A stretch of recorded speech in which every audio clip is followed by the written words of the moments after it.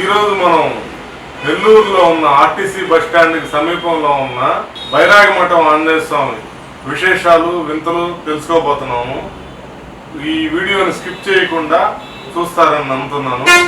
ఖచ్చితంగా మీకు ఈ వీడియో చూసిన తర్వాత ఒక మంచి అనుభూతి అయితే కలుగుతుంది. ఇంత విశేషంగా నేను నెట్లో ఎత్తుకున్నా కూడా దీని ఇన్ఫర్మేషన్ లేదు. అయినా కూడా ఇక్కడ ప్రాంత ప్రజల నుంచి కొంత ఇన్ఫర్మేషన్ తీసుకొని మీ అందరి కోసం నేను ఈ వీడియో చేశాను. ఖచ్చితంగా మిస్ చేయకుండా స్కిప్ చేయకుండా చూస్తారని నేను నమ్ముతూ ఉన్నాను.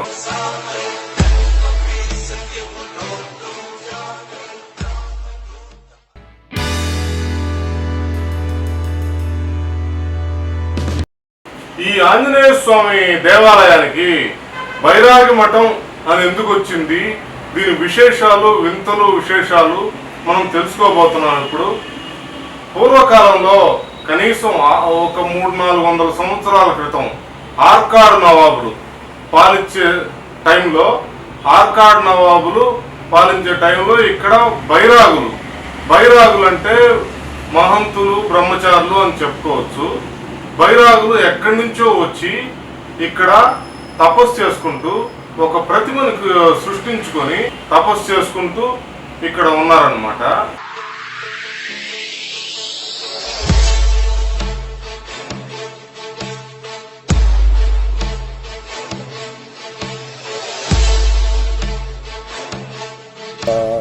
గత 40 ఏళ్ళ నుంచి నేను స్థానికుడిగా ఉన్నాను.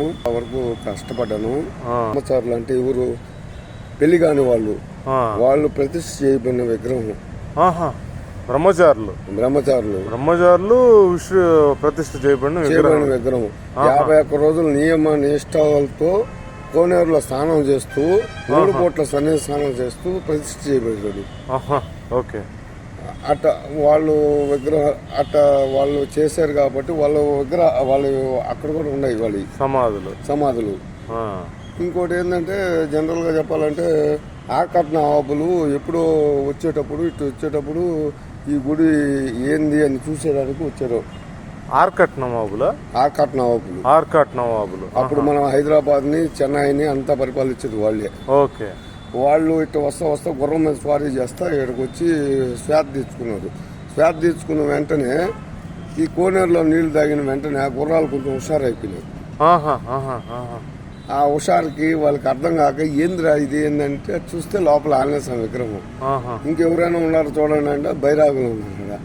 బైరాగులు కాడికి వెళ్ళే లోపలికి బైరాగులకి చెప్పారు ఏమని ఏం చేస్తున్నారు ఇట్లా చేస్తున్నాం అంటే మీరు ఏదో ఒకటి చేయండి అని చెప్పి ఆర్కాట్ నవాబులు ఇచ్చింది.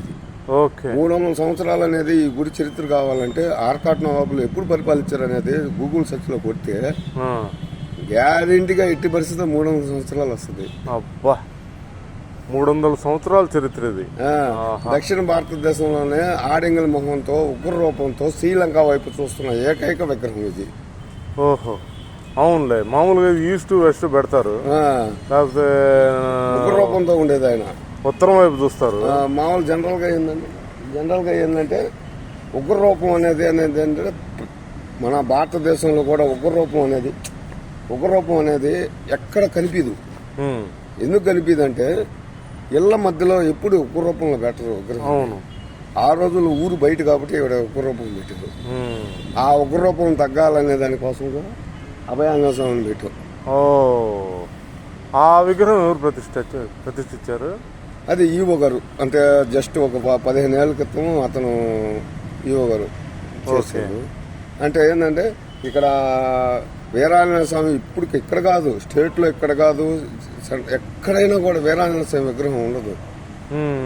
ఉండేదంటే గ్యారెంటీగా అది ఊరు డెవలప్ అయిందంటే గ్యారెంటీగా అభయాంజనేయ స్వామి ఉండాలి. అందుకే అభయాంజనేయ స్వామి విగ్రహం. ఈయన వచ్చి వీరాంజనేయ స్వామి, ఆయన వచ్చి అభయాంజనేయ స్వామి. అంటే ఉండాలి. అందుకని అది అక్కడ ప్రతిష్ఠ అయింది. అయితే ఒకటి ఇక్కడ మన ఆంజనేయ స్వామి కాడ ఏంటంటే ఏమైనా చేయమనం, వచ్చి దండం పెట్టుకోమనం, ఏమైనా చేసుకోమనం. ఏది మన ఏం చేయడు ఆయన, చేయడు. అతని దగ్గర ఓర్పు సహనం అన్నీ ఉండాలి. అవి 3 కానీ లేకపోతే అతను మటుకు చేయడు. ఓర్పు సహనం అంటే ఏంటంటే ఒక 50 రోజులు 60 రోజులు 70 రోజులు ఆయన వెనకాల తిరిగితే ఆయనకు నమ్మకం కలగల.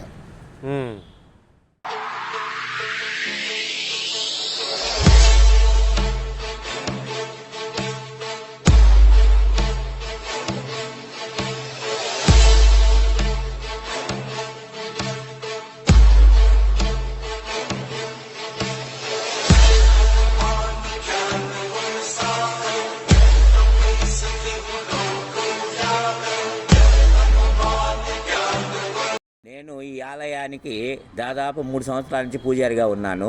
ఇది 200 సంవత్సరాల క్రితం దేవస్థానము. దీన్ని బైరాగ మఠము అంటారు.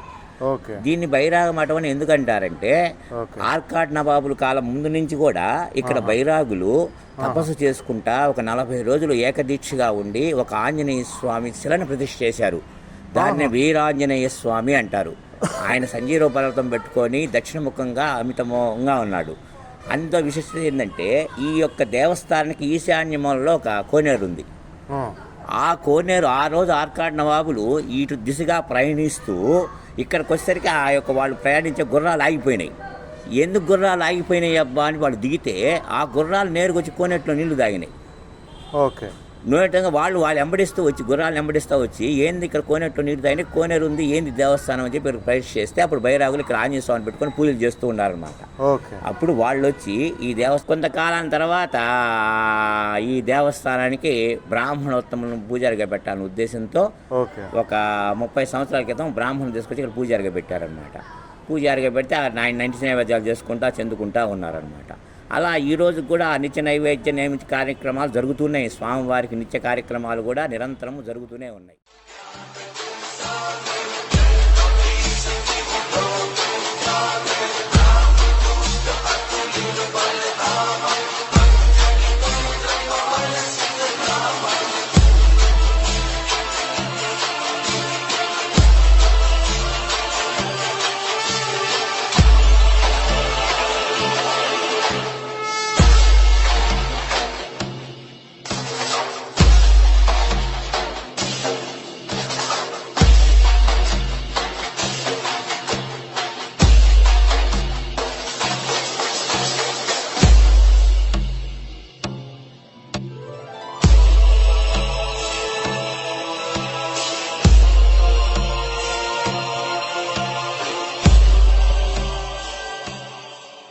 ఈ చెట్టు దేవస్థానానికి ముందు నుంచి కూడా దాదాపుగా 500 సంవత్సరాల నుంచి ఈ చెట్టు ఉంటుంది.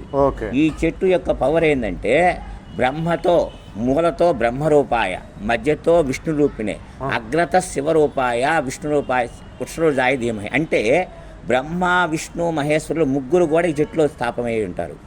కాబట్టి శనివారం నాడు దీపరాజన చేసి ఈ రాగి చెట్టు చుట్టూ తిరిగితే సంతానం లేని సంతానము, వివాహం కాని వాళ్ళకి వివాహము, ఆరోగ్యం లేని వారికి ఆరోగ్యము, సకల సంపదలు చేకూరుతాయి. అంత పవిత్రమైన చెట్టు. ఇక్కడ 3 చెట్లు ఉన్నాయి.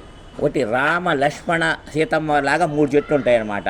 ఇక్కడ ఒకటి, అక్కడ ఒకటి, ఆ సైడ్ ఒకటి ఉంటాయి.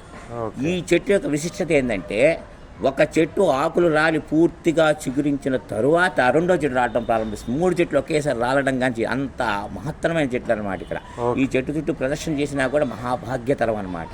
అలాంటి చెట్టు. తర్వాత ఈశాన్యం కోనేరు ఉంది. ఆ కోనేట్లో వచ్చి అయ్యప్ప స్వాములు కానీ అందరూ కానీ స్నానాలు ఆచరించి రాగి చెట్టు చుట్టూ ప్రదర్శన చేస్తూ ప్రతి సంవత్సరం కూడా కార్తీక మాసంలో దీపాలు వదులుతూ అంత ప్రసిద్ధి చెందిన దేవస్థానం అన్నమాట ఇది. ఈ ఆంజనేయ స్వామిని దక్షిణముఖంగా ఉన్నాడు కాబట్టి సకల ఆరోగ్య ప్రాప్తి కలుగుతుంది. సంజీవ పర్వతం ఉంది కాబట్టి మనకి మృత్యుంజయం అంటే మృత్యువును జయించే శక్తి ఏర్పడుతుంది. ఆ స్వామి ఇస్తాడనమాట. తర్వాత అభయస్థ ప్రదానం అనమాట. అభయస్థ ప్రదానం అంటే ఏ కోరుకుంటే ఆ కోరిక నెరవేర్చగల శక్తి ఉంది. అంటే 3 దిశల అమూల్యమైన స్వామి అనమాట. అంత పవిత్రమైన స్వామి అనమాట. ఈ స్వామి ఇక్కడ వెలిసి ఈరోజు కూడా పవిత్ర పూజలు అందుకుంటూ కూడా మహా గొప్పతనంగా ఉన్నారన్నమాట. మంగళవారం పూట విశేషంగా పూజలు జరుగుతాయి. పల్లకీ సేవ జరగద్ది. పల్లకీ సేవతో ప్రతి ఒక్కళ్ళు చాలా మంది ఇక్కడ పల్లకీ సేవ, ఇక్కడ నిత్యం మంగళవారం మాత్రం ఖచ్చితంగా పారాయణలు, హనుమాన్ చాలీసా ఇవన్నీ కూడా ఖచ్చితంగా జరుగుతాయి. ఇక్కడ ఎంతో మంది భక్తులు భక్తి శ్రద్ధలతో వచ్చి ఈ పారాయణలు చేసి ఇక్కడ ప్రసాదాలు తీర్థ ప్రసాదాలు తీసుకొని వెళ్తారు. మంగళవారం రోజు ప్రతిరోజు మంగళవారం ఉదయం స్వామివారికి 7 గంటలకి పాలతో అభిషేకము స్వామివారికి, తర్వాత ఆకు పూజా కార్యక్రమాలు, సాయంత్రము స్వామివారికి 7 గంటలకి పల్లకీ సేవ కార్యక్రమం అతి వైభవంగా జరుగుతుంది. ఈ పల్లకీ సేవ కార్యక్రమంలో ఒక 50 మంది కూర్చొని హనుమాన్ చాలీసా పారాయణ సామూహికంగా జరుపుతారు.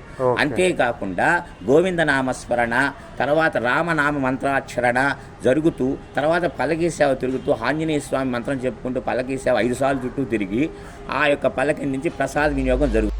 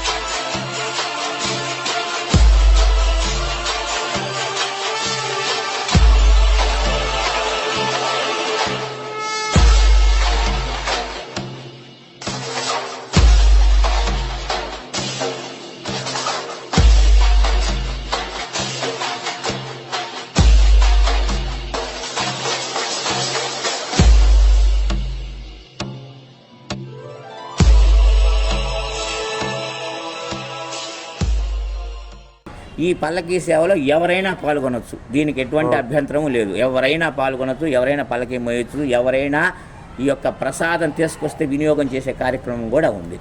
అంత మహత్తరమైనది, అంత పవిత్రమైనది.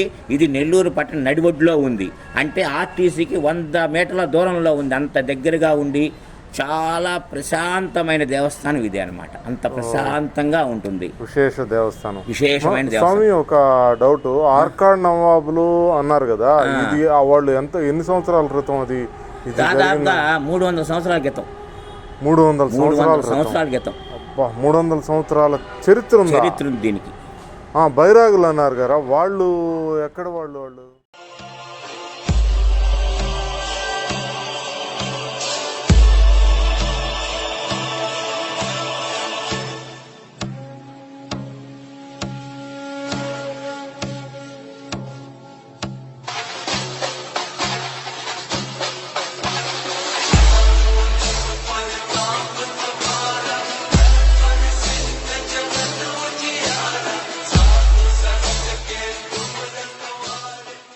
బైరాగులు ఏం చేస్తారంటే ఎక్కడి నుంచో వచ్చారు, వాళ్ళు వచ్చి ఇక్కడ స్థిర ఏర్పాటు చేసుకొని మనం గమ్మున తపస్సు చేసుకోకుండా ఒక శిలను ఏర్పాటు చేసుకోవాలని చెప్పి 40 రోజులు దీక్ష హోమాలతో చేసుకుంటూ ఆంజనేయ స్వామి ప్రతిష్ఠ చేసుకున్నారు. అంతేకాకుండా వాళ్ళు ప్రతిష్ఠ చేసిన తర్వాత ఆర్కాడ్ నవాబులు చేసిన తర్వాత ప్రతి ఏదన్నా దూర దేశం పోయే సన్యాసి అందరూ కూడా ఎక్కడెక్కడ తిరిగి సాయంత్రానికి వచ్చి ఈ దేవస్థానంలో విశ్రాంతి తీసుకొని భోజనాలు చేసి ప్రశాంతంగా వాళ్ళ ఊరికి వాళ్ళు వెళ్ళిపోయేవాళ్ళు అనమాట. ఈ విధంగా విశ్రాంతి మందిరంగా, అంటే బైరాగులు విశ్రాంతి తీసుకుంటే మందిరంగా ఉంది కాబట్టి దీన్ని బైరాగ మఠం అన్నారు. దీని అమూల్యమైందంటే వీరాంజనేయ స్వామి. దీనికి రాముల వారు కూడా ఎదురుగున్నాడు. ఆ స్వామి కూడా చాలా పవిత్రమైన వాడు. శ్రీరామనవమికి మామూలుగా ఉత్సవం జరుగుతుంది. హనుమత్ జయంతికి స్వామివారికి చందనాలంకారం జరుగుతుంది. సాయంత్రం పూట స్వామివారికి చందనాలంకారం జరుగుతుంది. శ్రీరామనవమి మన్నాడు ఏకాదశి నాడు సీతారామ కళ్యాణ మహోత్సవం అతి వైభవంగా జరుగుతుంది. సాయంత్రం ప్రతి సంవత్సరం జరుగుతుంది. కాబట్టి ఇలాంటి కార్యక్రమాల్లో భక్తులందరూ కూడా పాల్గొని ఆ స్వామిని దర్శించి, స్వామివారిని సేవించి, స్వామివారిని కనులారా దర్శించి స్వామివారి పరిపూర్ణ కృపాకటాక్షానికి పాత్రలు కావాల్సిందిగా భక్తులకు మనవి. చాలా చాలా విశేషాలు చెప్పారు స్వామి, చాలా సంతోషం. ఓకే, తప్పకుండా. ధన్యవాదాలు.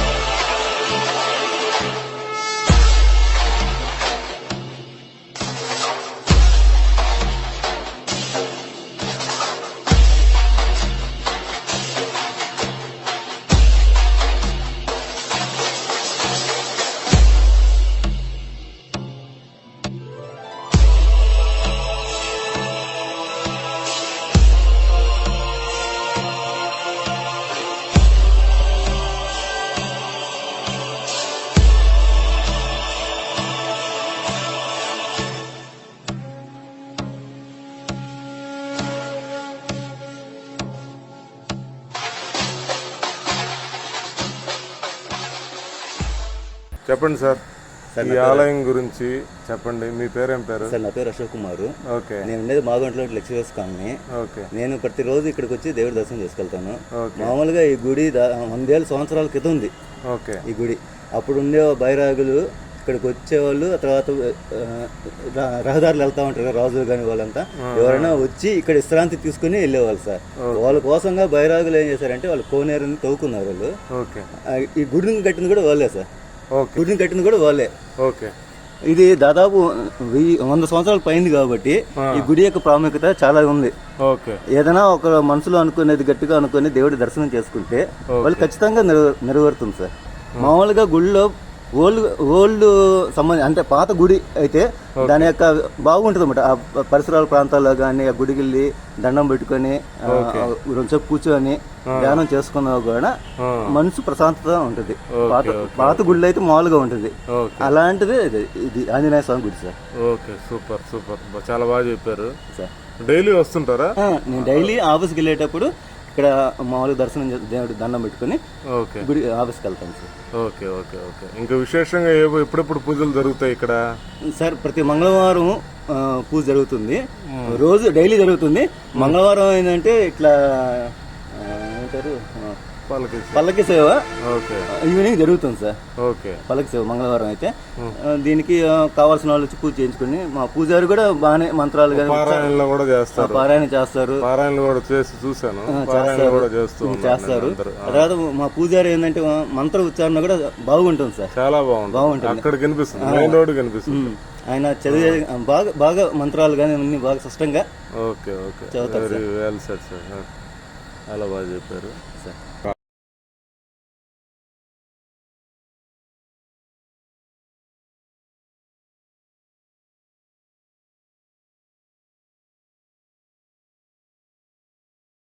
నుంచి ఈ గుడి ప్రసిద్ధిగాంచింది. ఓకే. ఇంతకుముందు రాజుల కాలంలో ఇక్కడ వివిధ దూర ప్రదేశాలకు ప్రయాణించేటప్పుడు ఈ కోనేటిని తవ్వి ఇక్కడ దాహం తెచ్చుకోవడానికి ప్రయత్నించేవాళ్ళు. ఓకే. అప్పటి నుంచి ఆంజనేయ స్వామి ఈ చుట్టుపక్కల ఏరియాని కానీ ఇటుపక్కల కానీ కాపాడుతూనే ఉన్నారు. ఓకే. ఓకే.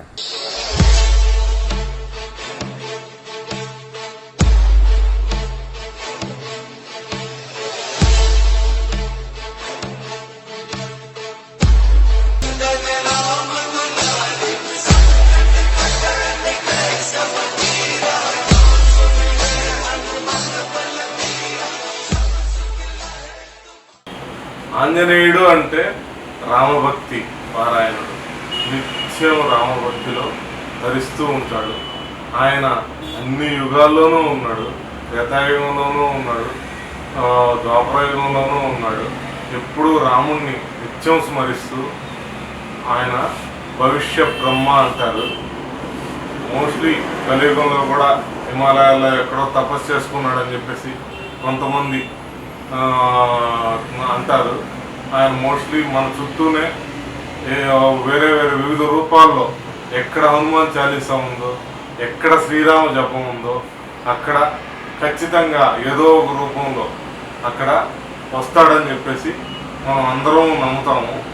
అదేవిధంగా ఇక్కడ ఆంజనేయ స్వామి, బైరాగిమఠం ఆంజనేయ స్వామి ఈ విశేషాలు వింతలు ఖచ్చితంగా తెలుసుకోవాల్సిన అవసరం మనకు ఎంతైనా ఉంది.